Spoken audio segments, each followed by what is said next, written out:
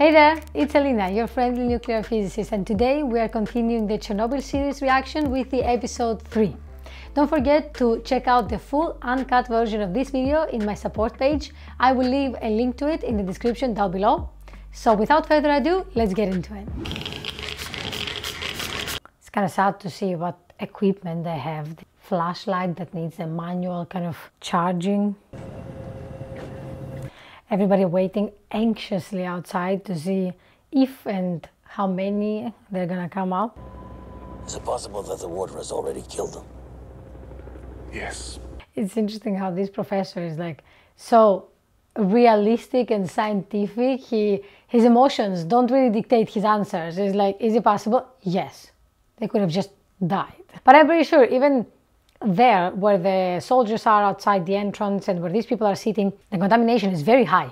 So even here, they shouldn't be sitting. They should maybe send these men and then go and a couple of kilometers away and wait there, and then maybe when the men were out, or I don't know, maybe leave a vehicle for the men to come back, but not just sit there for hours or I don't know how long to wait for them.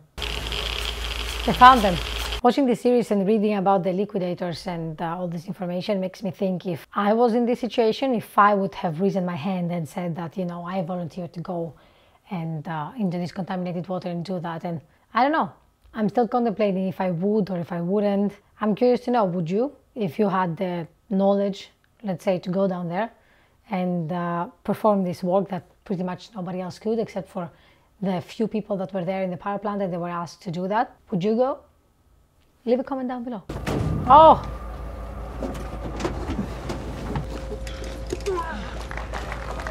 Very good. From a lot of your comments and reading online, I found out that these people were actually, they survived basically this, let's say, mission, and all three of them were alive up until very recently. That one or two of them, if I'm not mistaken, died, but for other health causes, not because of the radiation, nothing associated to that. So yeah, it's very nice to hear. I'm really glad and happy for these people because they deserved to live a long life once, you know, choosing to do something so altruistic like this, let's say, mission.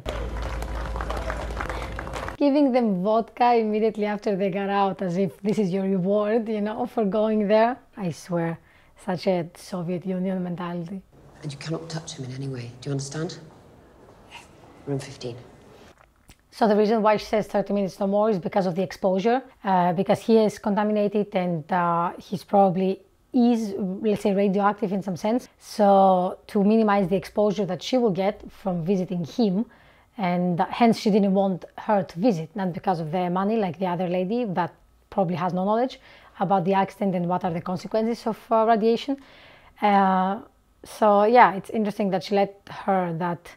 She gave her this time limit, but yeah, pretty sure she's not gonna follow it. Thank you. You're not pregnant, are you? No.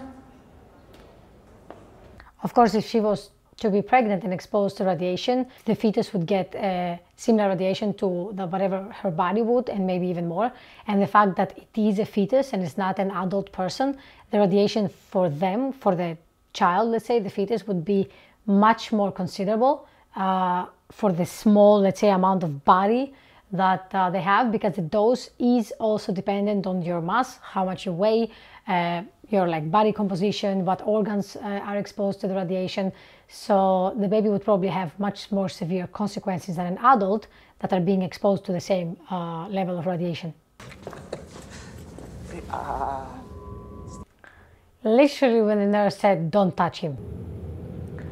Poor guy, he doesn't even know, I'm pretty sure, the consequences and the extent of his, let's say, radiation poisoning and what that means and what effects it has on your body. They think that it's just burns, you know, like regular burns. So you will stay in the hospital and they will heal and that will be it. They have the detector out in a stick so they can measure the radiation level of the air there. Smart. Almost looks like a microphone, you know, as if they're asking an interview question to the radioactive air. Sorry, how radioactive are you? Cesium-137 in the Gomel district. That's 200 kilometers away. It was decided. Based on what? I don't know. So cesium-147 would be one of the fission products you would find in a reactor core. And of course, now since the reactor core has exploded and it's everywhere, you will find it on the ground, and it's very easily detectable. And that's why it's very easy to understand that an area has been contaminated. Cesium-137 was detected even in countries as far as Greece or Germany or even Sweden that were far away and much further than just the borders of Ukraine, let alone the city of Pripyat, Kiev, and the surrounding areas. So his frustration is very valid, because 30 kilometers is pretty much nothing compared to the actual evacuation that should have happened in order to protect these people. But the temperature is rising. So the temperature is rising because of the decay heat.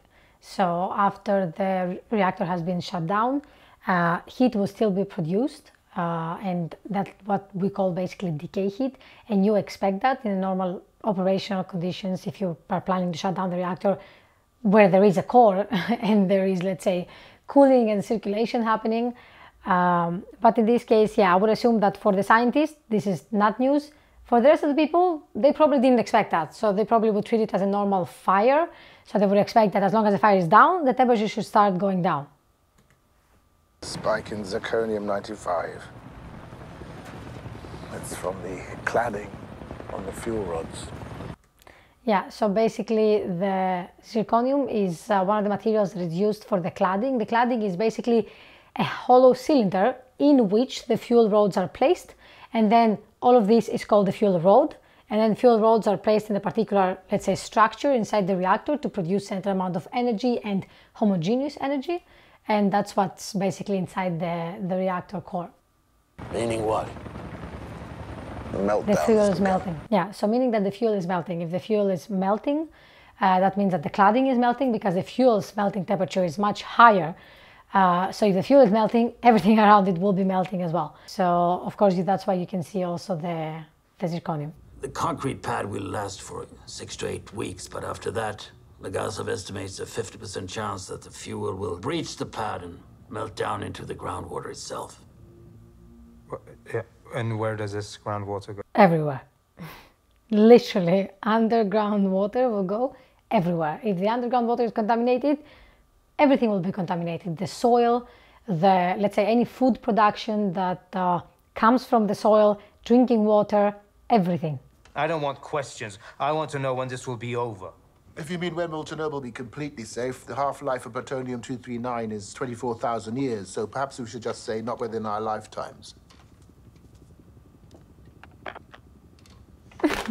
Plutonium-239 is a fission product, and it does exist in the fuel. If the fuel melted, dispersed into the environment, you will have it around you in some, let's say, quantity.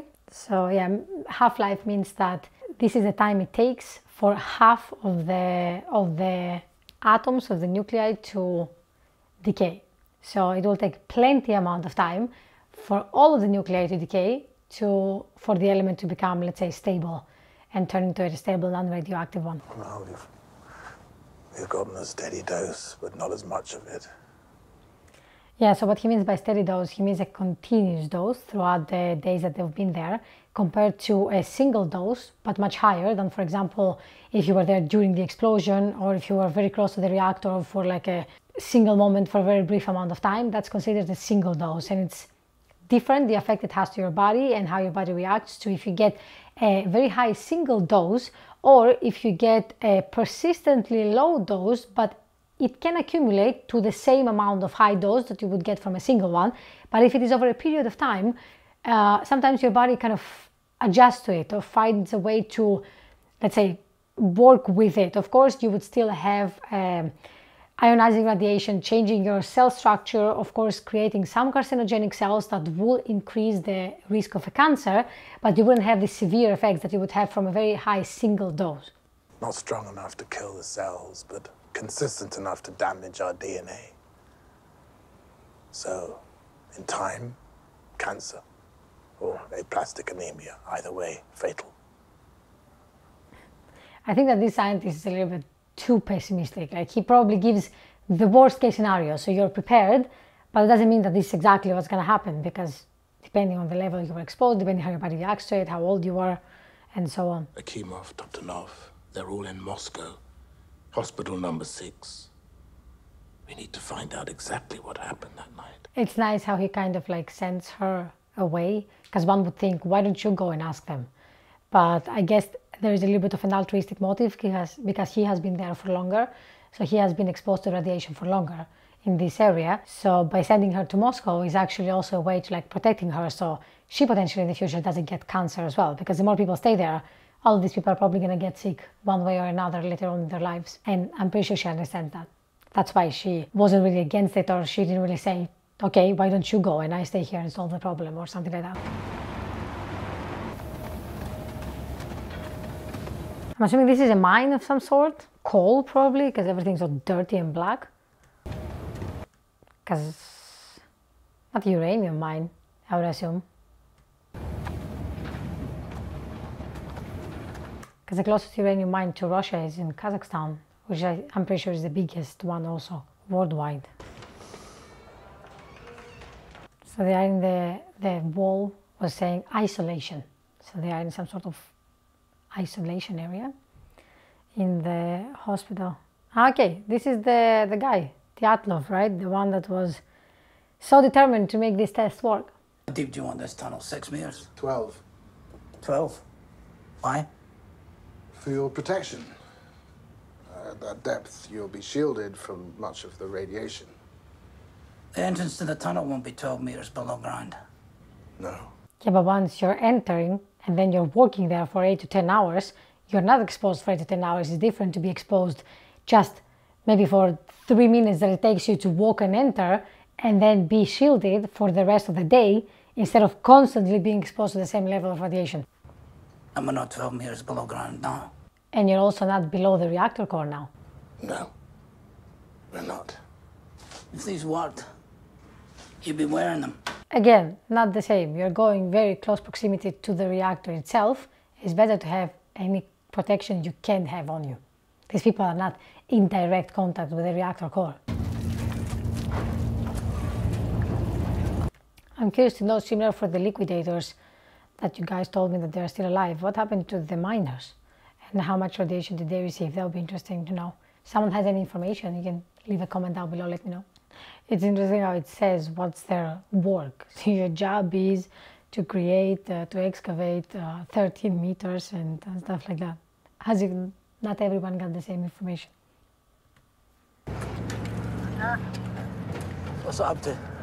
50 degrees. I would assume that the ground below the reactor is very warm as well. That's why he asked the temperature. That's also maybe one of the reasons that he said to dig 12 meters deep instead of 6 meters deep, because you're but you're closer to the reactor, which is like at the ground level, so the temperature there would be much higher. Because if the fuel is melting, that means in the core, the temperature is above 2000 degrees Celsius. So very close areas to that would have a very, very high temperature for a human being to survive, let alone to work there. We need ventilation. Fans will put dust in the air. The dust will go in your lungs. I've been breathing dust in my lungs for 20 years. Not this dust. Not this kind of dust, yeah. So if the value for, let's say, the radiation dose you're getting for ingesting radioactive materials is high already, depending on how much you ingest and stuff like that, you could think it as of inhaling radioactive materials is about 200 times worse than ingesting it into your digestive system. So I would actually go with the same decision, and I would not have fans, even though by digging you're already picking up and like elevating dust into the air, but still the fans would actually make you inhale all of that. These people would probably all of them be dead by the end of their work. I don't understand, the nurses are all dressed up to protect themselves, and if this woman is so persistent on staying there, why can't she get a pair of gloves, a mask, some protective, let's say, coat to not contaminate her clothes? He's something else now, do you understand? He's dangerous to you. He's burned. She means that he's radioactive. Go home. If you see the plastic has an extension for gloves, so this is for the, and the, let's say, glass in front is for the nurses to administer pills or like, let's say, care that they need to do for the patient without actually getting inside the plastic, they're virtually creating like a glove box like we have in the lab when we handle something that is highly radioactive or can contaminate an area very highly. So then we put it in these kind of big, let's say, boxes that there are gloves, and we call them glove box, and we work with them inside that. I swear this lady has a death wish. When the nurse asked her if you're pregnant, she said no. And then she's pregnant while being exposed to all this radiation all this while. And again, I don't blame her because nobody explained to her these effects of the radiation, what's going to happen, what happens if you have a baby. Everybody just gives you all the information they think you should have, so just leave. It's dangerous. That's it. And you're supposed to be okay with that without actually knowing what's happening. So the amount of radiation that this baby has received now is crazy, and I'm pretty sure it's a fetus because she's not like pregnant at this point, so it's just at the beginning of the pregnancy. Not even sure if this baby will survive. I'm sorry to bother you, Deputy Minister, but it's the miners.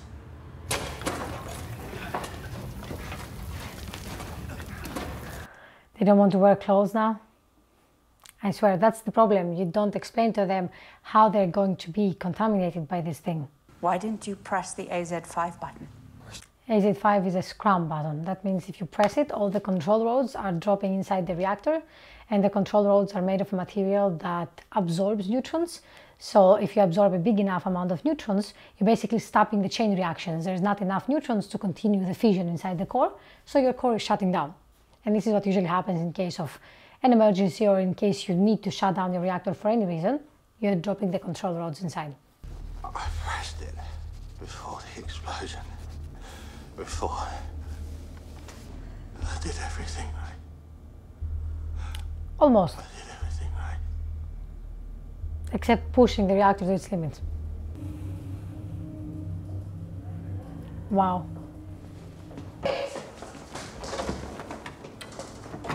Will someone explain to her now the risks? You let her in there. It's not true. What have you done? What kind of a place is this? Where is her protection? Everyone is going to hear.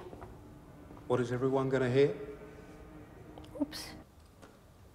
How many deaths? Thousands. Perhaps tens of thousands. Jesus. I'm pretty sure this guy doesn't consider this a big deal, as long as he doesn't go there and help. Begin at once. Of course. My associate was arrested last night. Oh? The KGB is a circle of accountability. Or a circle of paranoia that nobody trusts anyone. You came off like a naive idiot. Naive idiots are not a threat. They say Akimov pressed AZ5 and then the reactor exploded. So I'm assuming they will be explaining in the next episodes exactly how and why did the reactor explode since the AZ5 button was pressed. As I said, that is the button that inserts the control rods inside the reactor, which are supposed to absorb the neutrons and kill the reaction. However, the design of the RBMK reactor was, let's say, not ideal, not the best design one could think of. So there is several explanations as to why the explosion could have occurred. And one is that the top part of the reactor of the control rods was actually made out of graphite, and later on the material that was neutron absorbing was actually inserted in the reactor. So first, when you were inserting the control rods into the reactor, the, let's say, graphite pieces were inserted, and then the material that was necessary. So while the graphite area of the control rod was inserted, it displaced the water inside the reactor and made it rise a little bit higher, because there's now rods occupying space that before was just filled with water. And the fuel that was already very hot, with all of this, let's say, water contact that was higher than before, evaporated a very big amount of the water into steam very fast, which pressurized the reactor core and created the explosion, which exploded basically the top part of the reactor. I guess this is where the sad part starts, in a sense, because I'm assuming they're going to evacuate the rest of the people that needed to be evacuated anyways. But he also mentioned that any animal living in the nearby area, wild or domesticated, will have to be basically put down because they might be contaminated and radioactive. This is actually very interesting. It's how back in the days the, let's say, names of each apartment that the people were living at were displayed in front of the building. So now we would have this like electronic kind of area where the names are placed and you can press the button for each person you would like to call. But back in the days it was like this. So for example, the first one is like apartment 16 and there's a person who lives there and everything was handwritten. So yeah, it's a very, very different, let's say, situation from what we would see now. We'd probably never see this anywhere now. I appreciate that at least for calling out the Ukrainian and Russian names, they used actual actors who speak Russian and Ukrainian, so the accent is correct. Otherwise, these names would sound very strange if the actor was like English speaking.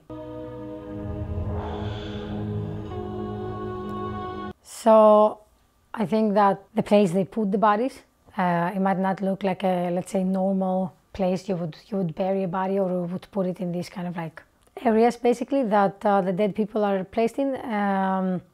However, if I was to assume what they were trying to do here is that the inner part of this wooden container has shielding, has some sort of layer of lead or some sort of shielding that would protect the people on the outside to not be contaminated from the body that is inside and it's contaminated.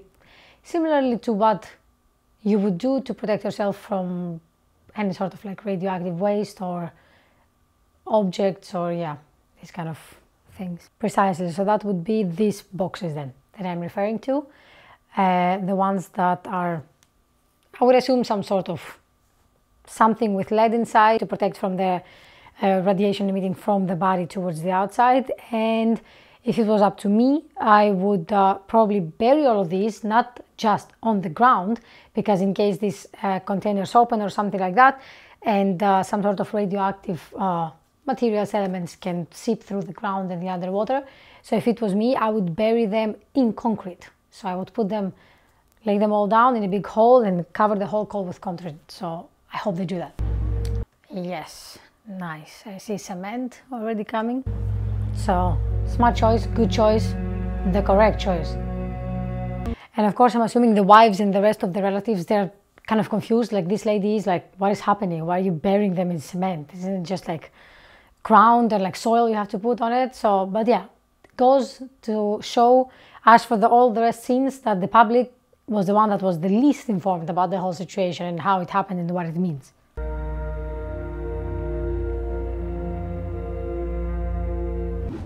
Okay, so the episode finished at a very, let's say, sad and dramatic note, but I guess it creates more hype and suspense for the next one. That was it for this episode. Let me know what you guys think in the comments down below, and if you want me to keep reacting to the last 2 episodes of the Chernobyl series. It's been interesting reacting to this one. There was a lot of, let's say, information and story that was not really related to the physics itself, but more to the people and how they were affected, as in the population that was around it, but also of course some information relevant to the reactor, the accident itself, and people trying to solve it. I do believe that in the next 2 episodes, the, let's say, story of how the accident happened and basically trying to backtrack all this situation and gather all the possible information to explain how it happened would be much more present there, now that, let's say, the human part of the accident has been kind of resolved in this episode. Don't forget to like and subscribe and leave a comment down below. Let me know what you thought about this video. Don't forget that you can watch the full uncut reaction of this video in my support page. I will leave a link to it in the description box down below. It's been Elena, your friendly nuclear physicist, and until next time, see you soon.